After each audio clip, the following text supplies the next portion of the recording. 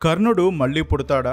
గత 3 వారాలుగా అంటే కల్కి సినిమా రిలీజ్ అయినప్పటి నుంచి ఈ ప్రశ్న చాలా మందిలో ఉంది. అంటే మహాభారతం చదివి కాకుండా కేవలం దానవీర సూరకర్ణ లాంటి సినిమాలు లేదా సీరియల్స్ చూసి ఆ ఇతిహాసంపై ఒక ఒపీనియన్ ఏర్పరచుకున్న వారికి ఇలాంటి డౌట్స్ ఎన్నో ఉన్నాయనే చెప్పాలి. సో వ్యాస మహాభారతం రెఫర్ చేసి 96వ ఉపపర్వం పుత్రదర్శన పర్వం మొత్తం ఎక్స్ప్లోర్ చేద్దాం. అప్పుడు కర్ణుడితో పాటు యుద్ధంలో చనిపోయిన మిగతా కౌరవులు, కురుపాండవుల సేనలు ఏమయ్యారనే విషయంపై పూర్తి క్లారిటీ ఉంటుంది. అయితే ఒక విషయం మాత్రం బాగా గుర్తుపెట్టుకోండి, పురాణ ఇతిహాసాలు వీటిని మూవీస్ ఆర్ సీరియల్స్ లో యథాతథంగా అంటే యాజ్ ఇట్ ఈస్ గా చూపించడం వీలు పడదు. ఎందుకంటే వాటి స్క్రిప్ట్ స్ట్రక్చర్ పూర్తిగా వేరుగా ఉంటుంది. పురాణ ఇతిహాసాల్లో ఒక నరేటివ్ స్ట్రక్చర్ ఉంటే సినిమాలు, సీరియల్స్, వెబ్ సిరీస్ లో ఒక హీరోస్ జర్నీ కనిపిస్తుంది. సో దానికి తగ్గట్టుగా ప్లాట్ పాయింట్స్ ఎన్నో డిజైన్ చేసి కథను ఇంప్రూవైజ్ చేయాల్సి ఉంటుంది. ఈ ఫ్లోలో పెట్టినప్పుడు పురాణాలు, ఇతిహాసాలు ఇచ్చే ఎంతో ఇన్ఫర్మేషన్ మిస్ అవుతుంది. అందుకే చాలా మంది పురాణ ఇతిహాసాలను ప్రవచనాలుగా వినడానికి ఇష్టపడతారు. అయితే మీరు సినిమాలో చూసేవేవి కూడా నమ్మకుండా కాస్త ఎఫర్ట్ పెట్టి చదవండి. చదవలేకపోతే వాటి గురించి ఒపీనియన్స్ ఏర్పరచుకోకండి. ఎందుకంటే మీరు ఏర్పరచుకునే తప్పుడు ఒపీనియన్స్ తీసుకొచ్చి కంటెంట్ తెలిసిన వాళ్ళ ముందు మాట్లాడినప్పుడు అనవసరంగా మీరే నవ్వుల పాలవుతారు. సో దీన్ని ఒక ఫ్రెండ్లీ అడ్వైస్ గా తీసుకుంటారని నేను భావిస్తున్నాను. ఇక వ్యాస మహాభారతం పుత్రదర్శన పర్వం ఎక్స్ప్లోర్ చేస్తూ కంటెంట్ లోకి వెళ్ళిపోదాం. మహాభారత గాథను వివరించే వైశంపాయనుణ్ణి జనమేజయుడు అడిగే ప్రశ్నతో కథ మొదలవుతుంది. ఓ బ్రాహ్మణ, ధృతరాష్ట్ర మహారాజు తన భార్య గాంధారి, కోడళ్ళు కుంతీదేవి వీళ్ళందరితో కలిసి అడవికి వెళ్ళాడు కదా. ధర్మరాజుతో కలిసిన విదురుడు విజయం సాధించాడు. పాండవులందరూ ఆశ్రమం చుట్టూరా నివాసం ఉండిపోయారు కదా. మరి ఆ సమయంలో వ్యాస మహర్షి చేసిన అద్భుత కార్యమేంటి? యుధిష్ఠిరుడు తన వాళ్లతో కలిసి అడవిలో ఎంతకాలం ఉన్నాడు? అక్కడున్నప్పుడు వాళ్లతో పాటున్న సైనికులు ఏం తిన్నారు? మహిళల పరిస్థితి ఏంటి? ఈ విషయాలన్నీ నాకు వివరంగా చెప్పండి అని ప్రశ్నించాడు. అప్పుడు వైశంపాయనుడు, ఓ రాజా, ధృతరాష్ట్రుడి అనుమతితో పాండవులు రకరకాల ఆహార పదార్థాలు, పానీయాలు ఏర్పాటు చేసుకుని విశ్రాంతి తీసుకున్నారు. వాళ్ల వెంటున్న మహిళలు, సైనికులు అక్కడ 1 నెల రోజుల పాటు ఉన్నారు. ఆ తర్వాత వ్యాస మహర్షి ఆ ప్రదేశానికి చేరుకున్నాడు. ధృతరాష్ట్రుడి సమక్షంలో అందరూ మాట్లాడుకోవడం మొదలుపెట్టారు.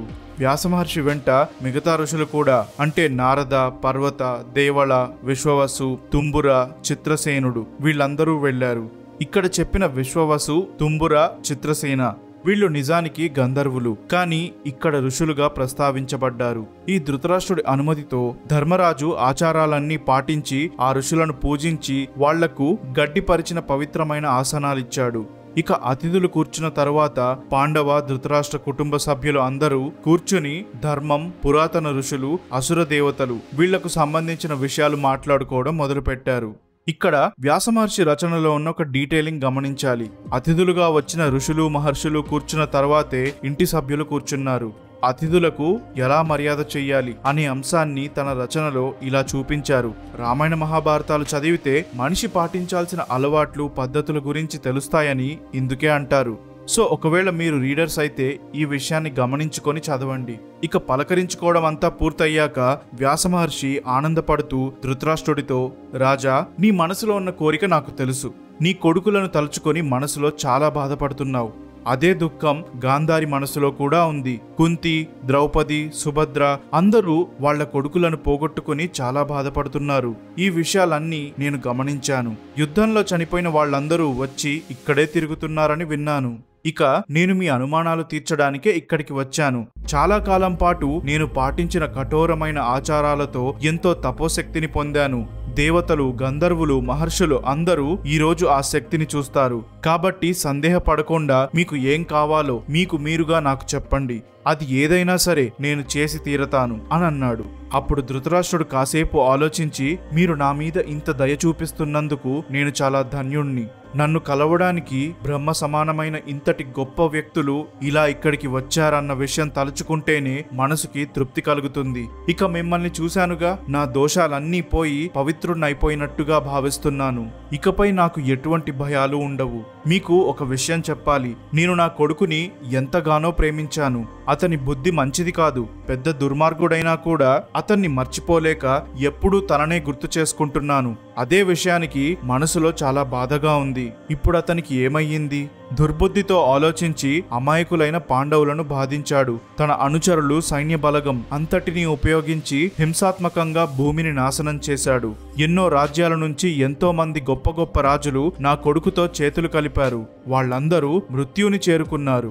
వాళ్ళు ఏర్పరచుకున్న కూటమి అంటే అలయన్స్ కోసం తమ కొడుకులు, భార్యలు, ప్రాణం కంటే ఎక్కువగా ఇష్టమైన వాళ్లను అందరినీ వదిలేశారు. మరి వాళ్ళందరికీ ఇప్పుడేమైంది? తమ స్నేహితుల కోసం యుద్ధం చేస్తూ చనిపోయిన వాళ్ళందరూ అసలేమైపోయారు? యుద్ధంలో మరణించిన నా కొడుకులు, మనవాళ్ల సంగతేంటి? మహాబలశాలి భీష్ముడు, బ్రాహ్మణుల్లో ఉత్తముడైన ద్రోణుడు, వీళ్లను తలుచుకున్నప్పుడు నా గుండె బాధతో చీలిపోతుంది. నా కొడుకు దుర్మార్గుడు, మూర్ఖుడు. తన శ్రేయోభిలాషలను ద్వేషించాడు. రాజ్యం మీద వ్యామోహంతో ఎంతో గొప్పగా ప్రకాశించే తన వంశాన్ని నాశనానికి దారితీశాడు. ఇదంతా తలుచుకొని రాత్రి పగలు అనే తేడా లేకుండా నేను మంటల్లో పడి కాలుతున్న అనుభవాన్ని పొందుతున్నాను. బాధతో కృంగిపోయి మనశ్శాంతిని కోల్పోయాను. ఓ తండ్రి, ఇవే నా మనసులో ఉన్న ఆలోచనలు.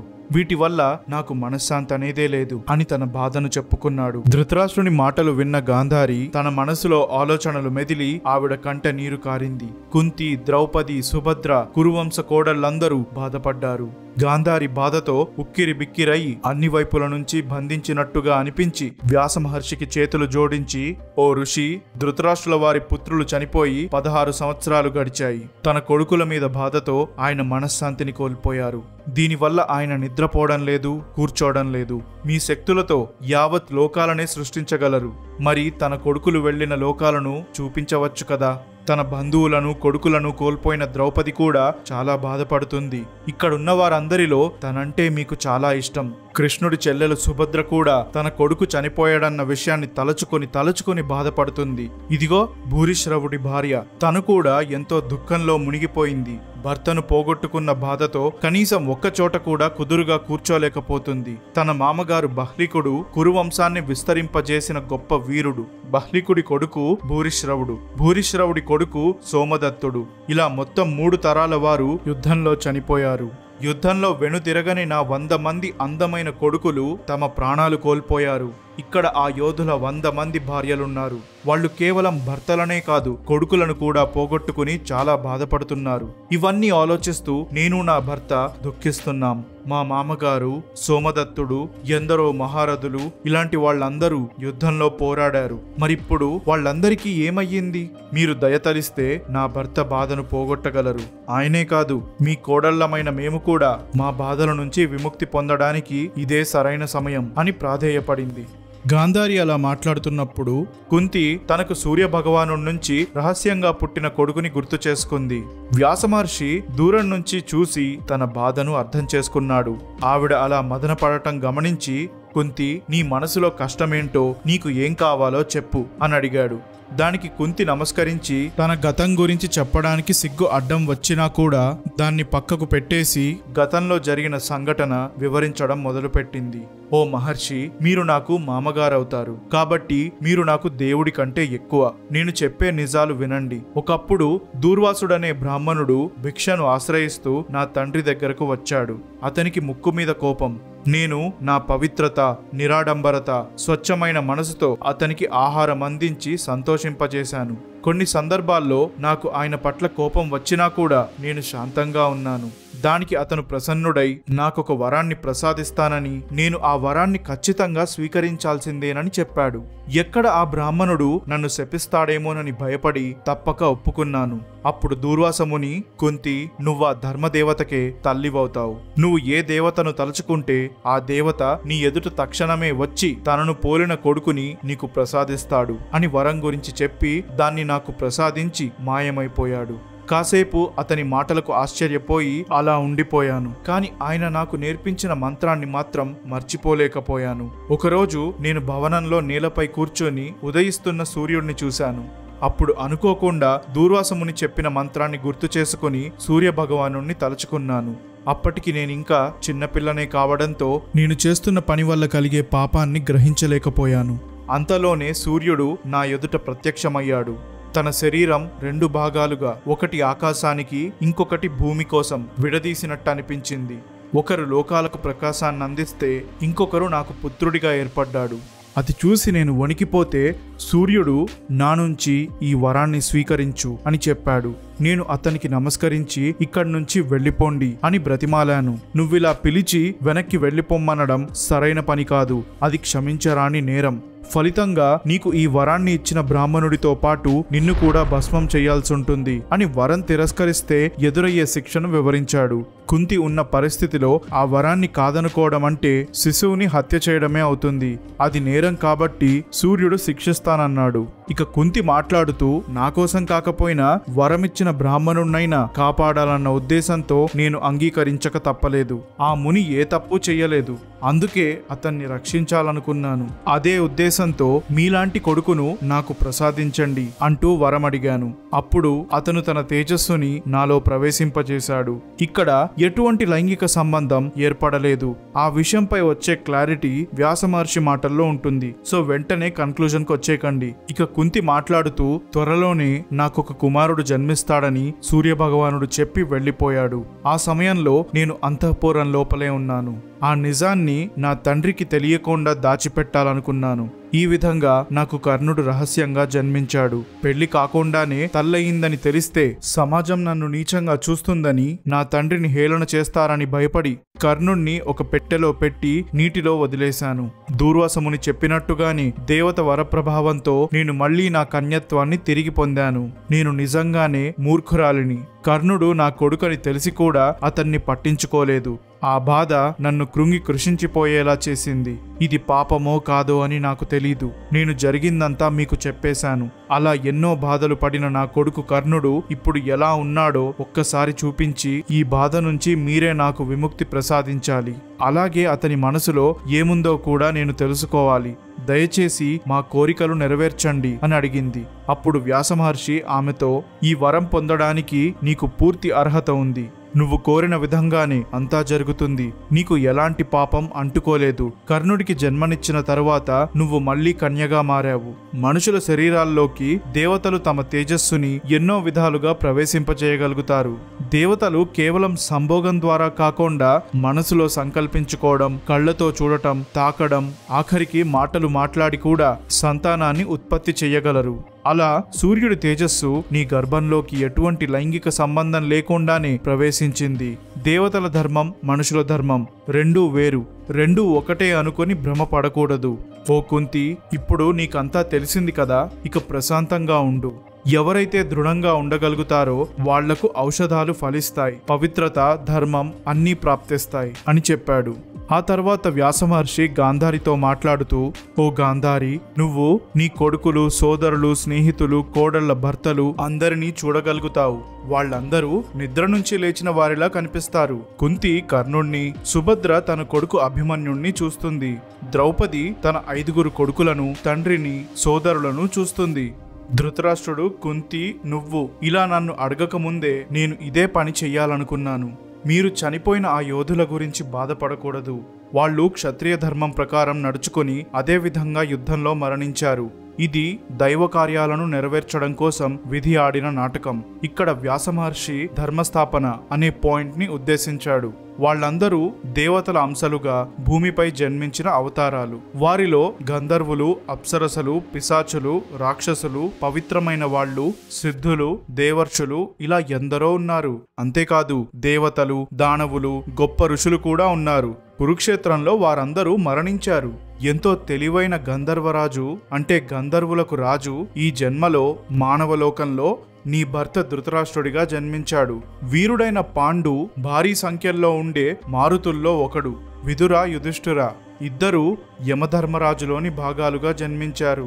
అలాగే దుర్యోధనుడు కలిపురుషుడి అంశ అయితే శకుని ద్వాపర పురుషుడి అంశ. దుశ్శాసన తదితర కౌరవులంతా అసుర రాక్షసులు. మహాబలశాలి భీమసేనుడు మారుతుల నుంచి వచ్చాడు. పురాణ ఇతిహాసాల ప్రకారం మారుతులంటే వివిధ రకాల గాలుల రూపాలు. ఇక వీచే గాలులకు అధిపతి అంటే వాయుదేవుడు. అతని నుంచి పుట్టాడు కాబట్టి వాయుపుత్రుడు అంటారు. గాలుల శక్తి అన్నప్పుడు మారుతులు అనే అర్థం వస్తుంది. సో ఈ రెండు ఒకటే అవ్వడంతో వ్యాసమహర్షి అలా చెప్పారు. ఇక అర్జునుడు ఇంద్రుడి కుమారుడే, కాని నరనారాయణుల్లో నరుడి అంశ. ఈ నరుడి అంశ ఇంద్రుడి తేజస్సు రూపంగా కుంతి గర్భంలోకి ప్రవేశించింది. నకుల సహదేవులు అశ్విని దేవతలు. రిషికేశుడు అంటే కృష్ణుడు ఆ నారాయణుడు అంటే విష్ణుని అవతారం అనే అర్థంతో పాటు నరనారాయణుల్లో నారాయణుడి అంశ అనే అర్థం కూడా వస్తుంది. ఇక ఆదిత్యుడు అంటే సూర్య భగవానుడు తనను తాను 2 భాగాలుగా విభజించుకున్నాడు. ఒకరు ప్రపంచానికి వెలుగునిచ్చే సూర్యుడైతే ఇంకొకరు కర్ణుడు. సూర్యునితో సమానమైన తేజస్సు కర్ణుడిలో ఉంటుందని చెప్పడానికి వ్యాస మహర్షి ఇలా వర్ణించారు. ఇది చదువుతున్నప్పుడు గమనించే డీటెయిల్. పాండవులతో శత్రుత్వాన్ని పెంచుకోవాలి కాబట్టి కర్ణుడు కుంతికి రహస్యంగా జన్మించి అధర్మం వైపు చేరాడు. శత్రుత్వాన్ని పెంచుకోవాలి అనే ఫ్రేజ్ గుర్తుంచుకోండి. నరనారాయణుల కథలో కృష్ణ, అర్జున, కర్ణ ముగ్గురి గత జన్మలు వివరిస్తూ ఒక వీడియో అప్లోడ్ చేస్తాను. అది చూస్తే మీకు డీటెయిల్ గా అర్థమవుతుంది. సుభద్ర కొడుకు అభిమన్యుడు పాండవుల వారసుడు. అతన్ని 6 మహారథులు కలిసి చంపారు. అభిమన్యుడు చంద్రుడి కొడుకు వర్చస్సు. ద్రౌపది దృష్టద్యుమ్నుడితో పాటు అగ్ని నుంచి ఉద్భవించింది. వాళ్ళు అగ్నిదేవుని అంశలు. శిఖండి ఒక రాక్షసుడు. ద్రోణుడు బృహస్పతిలో భాగం. ద్రోణాచార్యుడి కొడుకు అశ్వత్థాముడు రుద్రుడిలో ఒక భాగం నుంచి జన్మించాడు. గాంగేయుడైన భీష్ముడు పూర్వజన్మలో అష్టవసువుల్లో ఒకడు. ఈ జన్మలో మానవుడిగా పుట్టాడు. ఇదే విధంగా దేవతలు కూడా మనుషులుగా పుట్టారు. వాళ్ళు వచ్చిన పని పూర్తయింది కాబట్టి తిరిగి స్వర్గానికి వెళ్లిపోయారు. చనిపోయిన వాళ్ల పరిస్థితి ఏమైందని ఇంతకాలం మీరు మీ గుండెల్లో బాధను మోశారు. నేను మీ బాధను పోగొడతాను. మీరందరూ గంగా నది వైపు వెళ్తే యుద్ధభూమిలో చనిపోయిన వాళ్ళందరినీ మీరక్కడ చూడగలుగుతారు అని చెప్పాడు. వ్యాసుడి మాటలు విన్న వాళ్ళందరూ ఆనందంతో గట్టిగా సింహనాదాలు చేశారు. అక్కడికి వచ్చిన ఋషులు, గంధర్వులతో పాటు ధృతరాష్ట్రుడు, అతని అనుచరులు, పాండవులు ఇలా వచ్చిన జనమంతా కలిసి గంగా నది వైపు వెళ్లారు. అక్కడికి చేరుకున్న తరువాత ఆనందంగా ఆ నీటిలో మునిగారు. ధర్మరాజు, తన అనుచరులు, మహిళలు, వృద్ధులు అందరూ కొంత సమయం అక్కడ ఉండటానికి ఏర్పాట్లు చేసుకున్నారు. ఆ ఒక్కరోజు 100 సంవత్సరాలకు సమానంగా గడిచింది. రాత్రి అవ్వగానే చనిపోయిన ఆ వీరులను చూడాలని ఎంతగానో ఎదురు చూశారు. మొత్తానికి అస్తగిరి పర్వతంపై సూర్యాస్తమం అయ్యింది. స్నానాలు చేసి సాయంత్ర వేళ పాటించాల్సిన ఆచారాలన్నీ పూర్తి చేసుకున్నారు. ఇక రాత్రి వేళ మొదలైంది. అప్పుడు సమావేశమైన వాళ్ళందరూ వ్యాసుడి దగ్గరకు వెళ్లారు. ధృతరాష్ట్రుడు మనసులో కేవలం ధర్మం గురించే ఆలోచిస్తున్నాడు. పాండవులు ఋషులతో కలిసి కూర్చున్నారు. ఆడవాళ్లందరూ గాంధారి పక్కన కూర్చున్నారు. నగర ప్రజలు, ఆ రాజ్యంలో పల్లెటూరి జనాలు అందరూ అక్కడే వాళ్లతో సహా కూర్చొని ఉన్నారు. అప్పుడు వ్యాస మహర్షి గంగా నదిలో స్నానం చేసి వేరువేరు దేశాల నుంచి కౌరవులు, పాండవుల కోసం పోరాడిన రాజులను, చనిపోయిన వాళ్ళందరినీ అక్కడికి రమ్మంటూ పిలిచాడు. అప్పుడు నీటి లోపల నుంచి ఒక అల్లకల్లోలమైన శబ్దం వినిపించింది. చనిపోయిన యోధులందరూ ఆ నీటి నుంచి బయటకు వచ్చారు. అందులో భీష్ముడు, ద్రోణాచార్యుడు, వివిధ రాజులు, సైనికులు ఇలా వేలాది మంది ఉన్నారు. విరాటుడు, ద్రుపదుడు, వాళ్ల కొడుకులు సైనికులతో పాటు వచ్చారు. ద్రౌపది కొడుకులు, సుభద్ర కొడుకు అభిమన్యుడు, భీముడి కొడుకు ఘటోత్కచుడు కూడా ఉన్నాడు. కర్ణుడు, దుర్యోధనుడు, శకుని, దుశ్శాసనుడు, ధృతరాష్ట్రుడి మిగతా కుమారులు వీళ్లంతా వచ్చారు. తోడుగా భగదత్తుడు, జరాసంధుడి కొడుకు జలాసంధుడు, భూరిశ్రవుడు, శల, శల్య, వృషసేనుడు, అతని తమ్ముడు లక్ష్మణ కుమారుడు దృష్టద్యుమ్నుడు, అతని కొడుకు శిఖండి కొడుకులందరూ, దృష్టకేతుడు, అతని తమ్ముడు అచలుడు, వృషకుడు, రాక్షసుడైన అలాయుధుడు, బహ్లికుడు, సోమదత్తుడు, చేకితనుడు ఇలా ఎంతో మంది తిరిగి వచ్చారు. దగదగా మెరిసిపోతున్న శరీరాలతో, దుస్తులతో, దేదీప్యమానంగా వెలిగిపోతున్న కిరీటాలతో సహా అక్కడ నిలుచుని ఉన్నారు. వాళ్ళందరూ దివ్యమైన వస్త్రాలు, కళ్ళు చెదిరే చెవిపోగులు ధరించారు. శత్రుత్వం, అహంకారం, కోపం, అసహనం ఇవేవి వారి మనసులో లేవు. గంధర్వులు వాళ్ల చుట్టూరా నిలబడి పాటలు పాడారు. సూతులు అంటే గాయకులు వాళ్లను కీర్తించారు. సూతులంటే తక్కువ చేయబడ్డవారని మహాభారతం చదవకుండా పొరబడేవారు ఈ విషయాన్ని గుర్తుంచుకోండి. దీనికి సంబంధించిన షార్ట్ వీడియో ఒకటి చేశాను, పైన ఐ బటన్ మీద క్లిక్ చేసి చూడండి. గంగా నది నుంచి బయటకొచ్చిన వాళ్ల చుట్టూరా ఎంతో మంది అప్సరసలు కూడా ఉన్నారు. ఇలా తన వాళ్ళందరినీ చూసుకొని వ్యాస మహర్షి చాలా చాలా సంతోషించాడు. తన తపోశక్తితో ధృతరాష్ట్రుడికి గాంధారికి దివ్య దృష్టిని ప్రసాదించాడు. అప్పుడు వారి కొడుకులను యుద్ధంలో చనిపోయిన వారందరినీ ఆ దంపతులు చూశారు. ఒక చిత్రపటం అంటే పెయింటింగ్ లో ఉన్న బొమ్మల్లా, చెక్కిన శిల్పాల్లా సైనికులు వస్తుంటే అక్కడున్న వారంతా దాన్ని ఒక అద్భుతమైన దృశ్యంగా భావించి కళ్ళార్పకుండా అలా చూస్తుండిపోయారు. దానితో వెంట్రుకలు కూడా నిక్కబొడుచుకున్నాయి. ప్రజలందరికీ అదొక ఉత్సాహంలా కనిపించింది. ధృతరాష్ట్రుడైతే దక్కిన జ్ఞాన నేత్రాలతో వ్యాస మహర్షి దయతో సంతోషాన్ని అనుభూతి చెందారు. భరత వంశస్థులందరూ ఒకరినొకరు కలుసుకున్నారు. అలా వచ్చిన వాళ్లల్లో కోపం, ద్వేషం ఇవేవీ లేవు. అందరి పాపాలు యుద్ధంతోనే తుడిచిపెట్టుకుపోయాయి. ఋషుల ద్వారా తమ ఆచారాలన్నీ పూర్తి చేసుకున్నారు. దేవలోకంలో అమరత్వం పొందిన వారిలా అందరూ ఎంతో సంతోషంగా ఉన్నారు. కొడుకులు తల్లిదండ్రులను, భార్యలు భర్తలను, సోదరులు అన్నదమ్ములను, స్నేహితులు స్నేహితులను ఇలా ఒకరినొకరు కలుసుకున్నారు. పాండవులు కర్ణుణ్ణి, అభిమన్యుణ్ణి, ఉప పాండవులను చూసి చాలా ఆనందపడ్డారు. కర్ణుడు, పాండవులు ఒకరికొకరు ఎదురుపడినప్పుడు వాళ్ల సంతోషానికి అవధులే లేవు. రాజులందరూ ఎంతో ఆప్యాయంగా కలుసుకున్నారు. వ్యాసమహర్షి దయ వల్ల ఆ క్షత్రియులు బతికున్నప్పుడు వారందరిలో ఉన్న కోపం నశించిపోయింది. శత్రుత్వాన్ని వదిలిపెట్టి అనురాగాన్ని చూపించారు.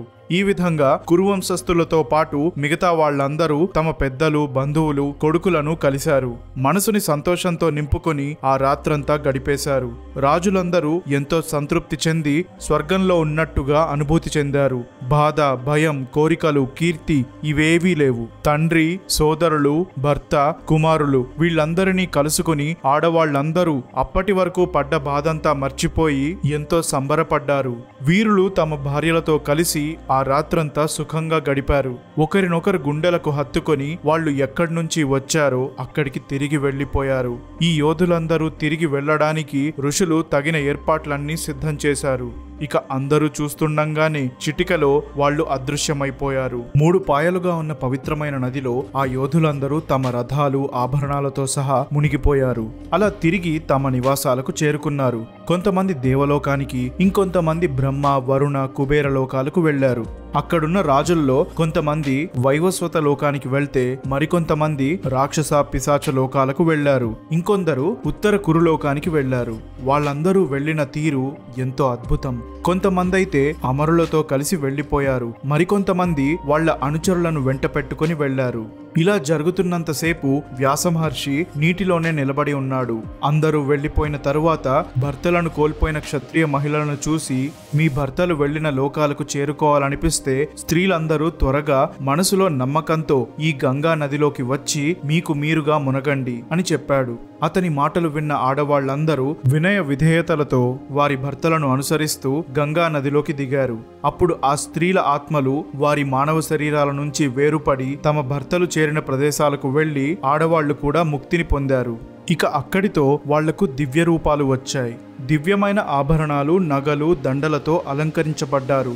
ఆత్మలుగా మారిన వాళ్లందరూ సత్ప్రవర్తన, సద్గుణాలు పొందారు. పాపం నుంచి విముక్తి పొంది వారి వారి నివాసాలకు చేరుకున్నారు. కుంతి, గాంధారి వీళ్ళు అందరి తరఫున అడిగిన కోరికలన్నిటినీ వ్యాసమహర్షి నెరవేర్చాడు. చనిపోయిన వాళ్లను బ్రతికున్న వీరులు కలుసుకున్న దృశ్యాన్ని చూసి అక్కడ సమావేశమైన ప్రజలు ఎంతగానో సంతోషించారు. తమ ముత్తాతలు మరొకసారి అందరికీ మళ్లీ కనిపించి తిరిగి వెళ్లిపోయిన సంఘటన గురించి వైశంపాయనుడి ద్వారా తెలుసుకున్న తరువాత జనమేజయుడు కూడా చాలా సంతోషించాడు. ఎంతో సంబరపడి వాళ్ళు తిరిగి కనిపించడం గురించి మరొకసారి అడుగుతూ, ఒకరు తన శరీరాన్ని విడిచిపెట్టిన తరువాత మళ్లీ తిరిగి అదే రూపంలో కనిపించడం ఎలా సాధ్యపడుతుంది అని అన్నాడు. అప్పుడు వైశంపాయనుడు, ఓ రాజా, మనకున్న రూపాలు, శరీరాలు మనం చేసే కర్మలపై ఆధారపడి ఉంటాయి. పంచభూతాలతోనే ఈ విశ్వంతో పాటు మన శరీరాలు కూడా సృష్టింపబడ్డాయి. అయితే మన శరీరం నాశనమైనప్పటికీ దానికి మూలమైన పంచభూతాలు మాత్రం శాశ్వతంగా నిలిచిపోయి ఉంటాయి. ఆత్మ ఒక శరీరంలో ప్రవేశించినప్పుడు అది ఒక ప్రాణి అవుతుంది. దానికి 2 జీవన మార్గాలు ఉంటాయి. ఒకటి ప్రవృత్తి, అంటే మనిషి తన కంటికి కనిపించే ఈ భౌతిక ప్రపంచం అంటే ఫిజికల్ వరల్డ్ తో ఇంటరాక్ట్ అవుతూ తన విధులు పాటిస్తూ బాధ్యతలు నిర్వర్తిస్తూ కోరికలు తీర్చుకుంటూ కాలం గడిపేస్తుంటాడు. ఇందులో సంతోషం, బాధ రెండూ చూడాల్సి వస్తుంది. ఫలితంగా పుట్టుక, చావు అనే చక్రంలో ఆత్మ తిరుగుతూనే ఉంటుంది. రెండోది నివృత్తి. ఇది ప్రవృత్తికి పూర్తిగా ఆపోజిట్ గా ఉంటుంది. ఈ లౌకిక ఆనందాలపై ఏమాత్రం దృష్టి పెట్టకుండా మనశ్శాంతి, ఆధ్యాత్మిక ఎదుగుదల వీటి కోసం ప్రయత్నించే జీవితం. ఈ విధానం పాటించే వ్యక్తులు ధ్యానం, యోగ సాధన, ఆత్మజ్ఞానం వీటి గురించి తెలుసుకునే విషయాలపై దృష్టి పెడతారు. ఇది ఎటువంటి పరిస్థితిలోనైనా మంచి ఫలితాలనే ఇస్తుంది. దీనివల్ల మోక్షానికి దగ్గరవుతారు. శరీరం నాశనమైన తరువాత ఆత్మ శాశ్వతంగా నిలిచిపోయి దాని కర్మలు పూర్తయ్యేంత వరకు ఆ రూపం అలానే ఉంటుంది. అప్పటి వరకు ఆ వ్యక్తికి ఏ రూపమైతే ఉంటుందో తాను చేయాల్సిన పనులు పూర్తయ్యే వరకు అదే రూపంతో ఉంటాడు. శరీరంతో కలవాల్సిన గుణాలు చాలా ఉంటాయి. ఇవన్నీ తెలిసిన జ్ఞానులు ఆ రూపాన్ని, శాశ్వతమైన ఆత్మను రెండింటినీ వేరుగా చూడగలరు. అశ్వమేధ యాగానికి సంబంధించిన పవిత్ర గ్రంథాల్లో ఒక గుర్రం అంటే ఏంటో వివరించబడి ఉంది. చనిపోయిన అశ్వం వేరే లోకానికి వెళ్ళినా దాని ఆత్మ ఎప్పటికీ నశించదు. ఆ స్థితిలో గుర్రాన్ని శాశ్వతంగా నిలిచిపోయిందంటారు.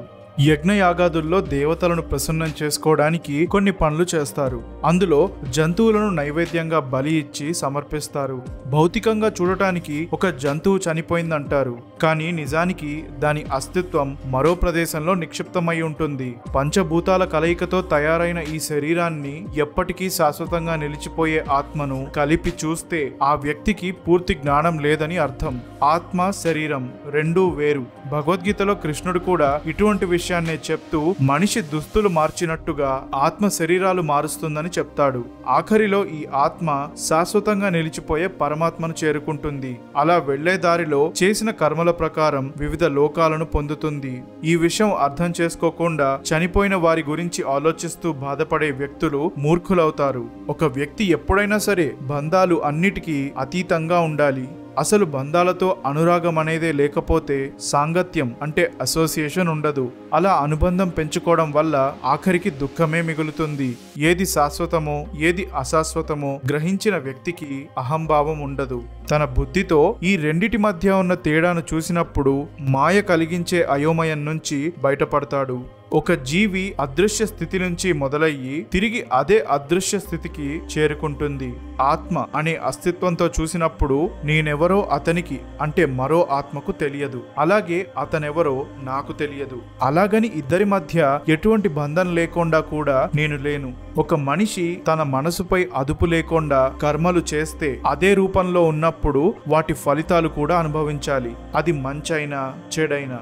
మనసు చేసే కర్మలకు మనసులోనే ఫలితం ఉంటుంది. శరీరంతో చేసే కర్మలకు అదే శరీరం ఫలితాన్ని అనుభవిస్తుంది అని చెప్పాడు. వ్యాస మహర్షి దయతో ధృతరాష్ట్రుడు చనిపోయిన తన కొడుకులను కలిశాడు. దానికి చాలా సంతోషించాడు. ఇది అతని జీవితంలో అన్నిటికంటే గొప్ప విషయం. ఎందుకంటే చూపే లేనందువల్ల తన కొడుకులు బతికున్నప్పుడు ఒక్కసారి కూడా కళ్ళారా చూడలేకపోయాడు. కానీ ఈసారి మాత్రం తన పుత్రులు చనిపోయిన తర్వాత కూడా అందరినీ వారి రూపాలతో సహా చూడగలిగాడు.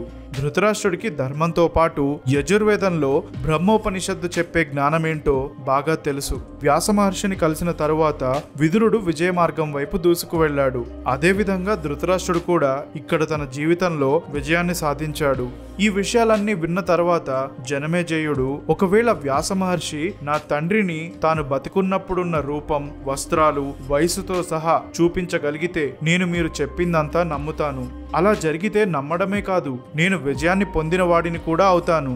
దయచేసి ఆయన ద్వారా నా ఆశ నెరవేరేలా చూడండి అని అడిగాడు. జనమేజయుడు అలా అడిగినప్పుడు అక్కడున్న వ్యాస మహర్షి తన శక్తిని చూపించాలనుకుని ఆ ప్రదేశానికి పరీక్షిత్తు మహారాజు వచ్చేలా చేశాడు. జనమేజయుడు ఎంతో అందమైన రూపంలో ఉన్న తన తండ్రిని చూశాడు. పరీక్షిత్తు తన మునుపటి రూపంతో పాటు వయసుతో సహా స్వర్గం నుంచి దిగివచ్చాడు.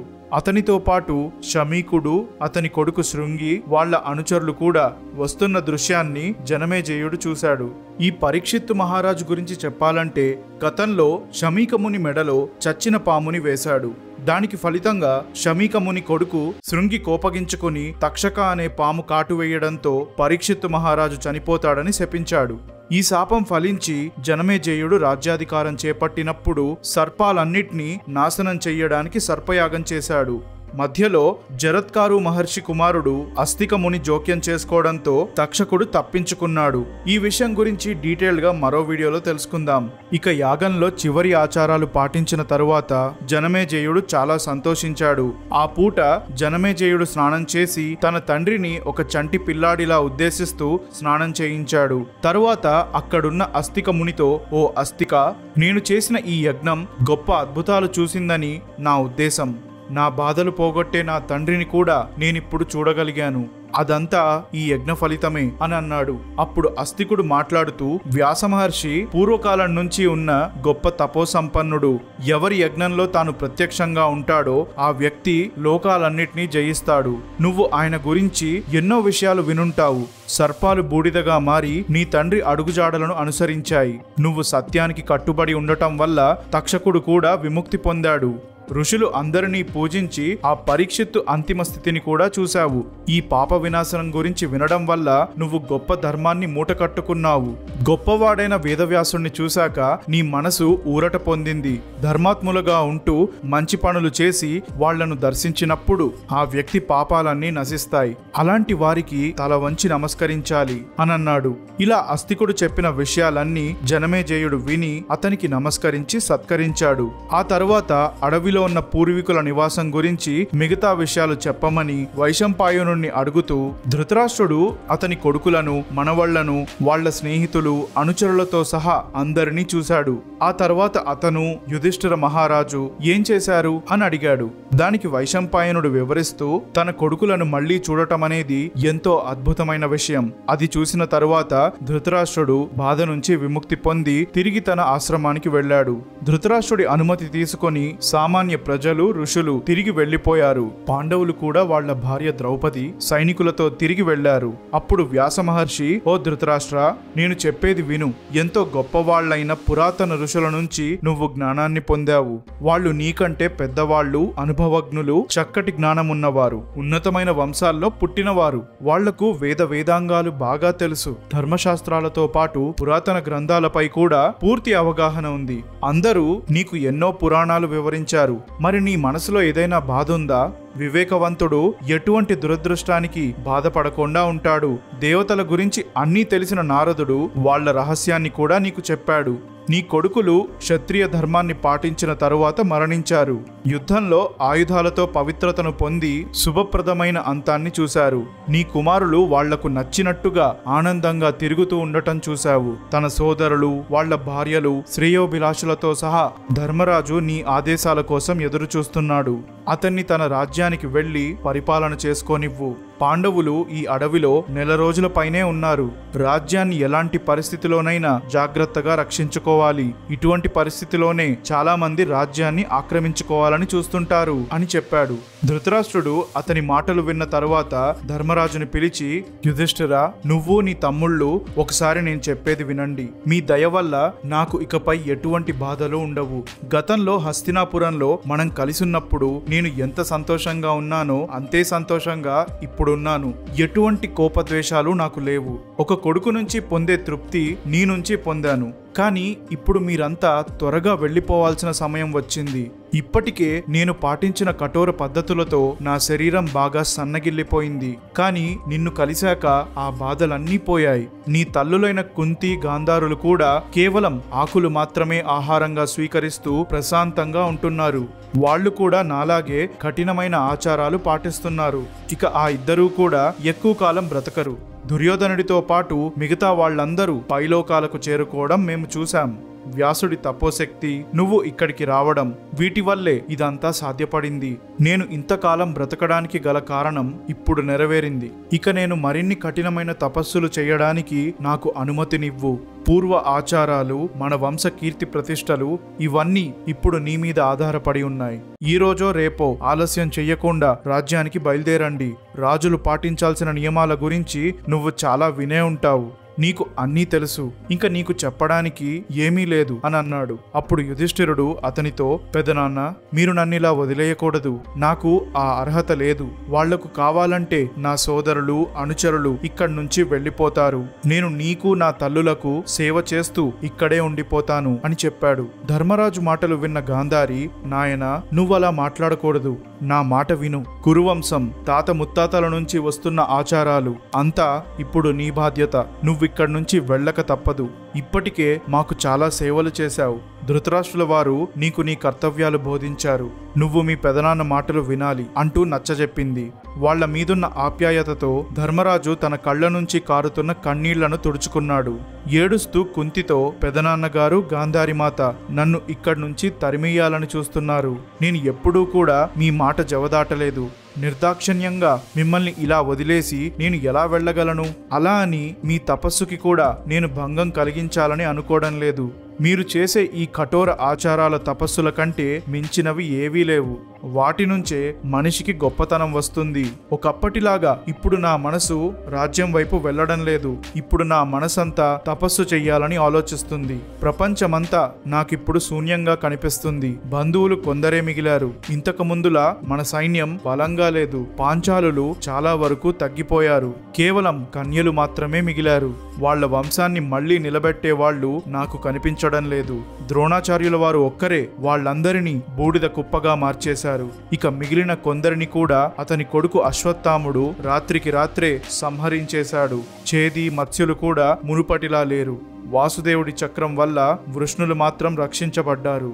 కానీ ధర్మార్థాలను కూడా స్థాపించాలని నేను అనుకుంటున్నాను. అది తప్పితే ఇంకా వేరే కారణమేమీ లేదు. మీ అమూల్యమైన ఆశీర్వాదాన్ని నాకివ్వండి. మీకు వీడుకోలు పలకడం మాకు చాలా కష్టంగా ఉంది. అమ్మ, పెదనాన్న తీవ్రమైన ఆచారాలు పాటిస్తున్నారు అని చెప్పాడు. ఈ మాటలన్నీ విన్న సహదేవుడు కంట నీరుతో యుధిష్ఠిరుని చూసి, అన్నయ్య, నా తల్లిని వదిలేసి మీతో రావడానికి నాకు మనసొప్పట్లేదు. మీరు త్వరగా వెళ్ళండి. నేను కూడా ఈ అడవిలో ఉండి తపస్సు చేసుకుంటాను. కఠినమైన ఆచారాలతో ఇక్కడే నా శరీరాన్ని ఎండబెట్టేసుకుంటాను. కఠినమైన ఆచారాలు పాటిస్తూ కష్టమైన ఆహార పద్ధతులను అలవాటు చేసుకోవడం వల్ల శరీరానికి కొంత బాధ కలుగుతుంది. అలా చేస్తే శరీరాన్ని ఎండబెట్టుకోవడమే అవుతుంది. కాబట్టి వ్యాస మహర్షి అలా వర్ణించారు. ఇక సహదేవుడు మాట్లాడుతూ, పెదనాన్నకు నా తల్లులకు పాదసేవ చేసుకుంటూ ఇక్కడే సమయం గడిపేస్తాను అని చెప్పాడు. సహదేవుడు అలా అనగానే కుంతి అతన్ని గుండెలకు హత్తుకొని, సహదేవా, ఇలా మాట్లాడటం తప్పు. నేను చెప్పేది విను. నీకు అంతా మంచే జరుగుతుంది. నా కొడుకులందరూ క్షేమంగా ఉండాలి. నువ్వు ఇక్కడే ఉంటే మా తపస్సుని మేము కొనసాగించలేము. నేను నీ మీద చూపించే ఆప్యాయత వల్ల నా ఆచారాలకు అడ్డంకులు ఏర్పడతాయి. కాబట్టి నువ్వు కూడా ఇక్కడి నుంచి వెళ్ళిపోవడమే అందరికీ మంచిది. ఇక్కడ మనకు కొంత సమయం మాత్రమే ఉంది అని చెప్పింది. అలా కుంతి చాలాసేపు నచ్చజెప్పిన తరువాత అందరి మనసులు శాంతించాయి. ముఖ్యంగా ధర్మరాజు, సహదేవుడి మనసులు కుదుటపడ్డాయి. వాళ్ల ముగ్గురి అనుమతి తీసుకొని అందరూ బయలుదేరారు. అక్కడి నుంచి వెళ్లే ముందు ధర్మరాజు, పెదనాన్న, మేము మళ్లీ తిరిగి వస్తాం. మీరు మమ్మల్ని ఆశీర్వదించండి. మా పాపాలను కడిగేసుకుని మీ అనుమతితో ఇక్కడి నుంచి బయలుదేరతాం అని అన్నాడు. అప్పుడు ధృతరాష్ట్రుడు పాండవులు విజయం పొందేలా దీవించి వాళ్లు వెళ్లడానికి అనుమతిచ్చాడు. ఆ తర్వాత భీముణ్ణి ఓదార్చితే భీముడు తిరిగి ధృతరాష్ట్రుడిని గౌరవించాడు. అర్జున, నకుల, సహదేవులను కౌగిలించుకొని వీడ్కోలు సత్కారాలన్నీ చేసి వెళ్లడానికి అనుమతించాడు. కుంతి, గాంధారుల ఆశీర్వాదాలు తీసుకుని వెళ్లడానికి అనుమతి కోరారు. కుంతి తన కొడుకులను గుండెలకు హత్తుకొని చేతులతో ప్రేమగా తల మీద నిమిరింది. ఆవు నుంచి దూరమవుతున్న దూడల్లా అందరూ పెద్దల చుట్టూరా ప్రదక్షిణలు చేశారు. వాళ్లతో పాటు ద్రౌపది, మిగతా కౌరవ్య మహిళలు కూడా అలానే చేశారు. తగిన ధర్మాన్ని అనుసరించి వాళ్ల మామగారి నుంచి సెలవు తీసుకుని అత్తయ్యలను గుండెలకు హత్తుకున్నారు. అప్పుడు కుంతి, గాంధారి కోడళ్లతో మాట్లాడుతూ తమ భర్తలతో ఎలా ఉండాలి, భార్యలుగా తమ బాధ్యతలేంటి అనే విషయాలు వివరంగా చెప్పారు. అవన్నీ విన్న తరువాత వాళ్లు వెళ్లడానికి సిద్ధమయ్యారు. దూరంగా ఉన్న రథసారథులు రథాలు సిద్ధమయ్యాయి అంటూ అరిచారు. ఒంటెల శబ్దాలు, గుర్రాల సకిలింపులు వినిపించాయి. ఇక యుధిష్ఠిర మహారాజు తన భార్యలు, సైనికులు, బంధువులతో కలిసి హస్తినాపురానికి బయలుదేరాడు. ఇక ఇలా కథ ముగిసిపోయింది. సో మీరు చూస్తే చనిపోయిన యోధులందరూ వివిధ లోకాలు సాధించుకొని వెళ్లిపోయారు. మొత్తంగా వ్యాస మహర్షి రచన ప్రకారం కర్ణుడు మళ్లీ పుట్టే అవకాశం లేదు. చివరి వరకు చూసిన మీకు చాలా చాలా థ్యాంక్స్. అండ్ ఈ కంటెంట్ లో మీరు కొత్తగా ఏం తెలుసుకున్నారో కామెంట్స్ లో చెప్పండి. అండ్ ఛానల్ కి సపోర్ట్ చేస్తూ లైక్ కొట్టడం మర్చిపోవద్దు. ఇలాంటి మరింత ఇంట్రెస్టింగ్ కంటెంట్ చూడాలంటే సబ్స్క్రైబ్ చేసుకుని బెల్ ఐకాన్ యాక్టివేట్ చేసుకుని ఆల్ నోటిఫికేషన్ సెలెక్ట్ చేయండి. ఏ ఒక్క వీడియో కూడా మిస్ అవ్వకుండా ఉంటారు. అది ఫ్రెండ్స్ ఇవాల్టి వీడియో. నేను మీ లైఫ్ ఓరామా. తిరిగి కలుస్తూనే ఉందాం.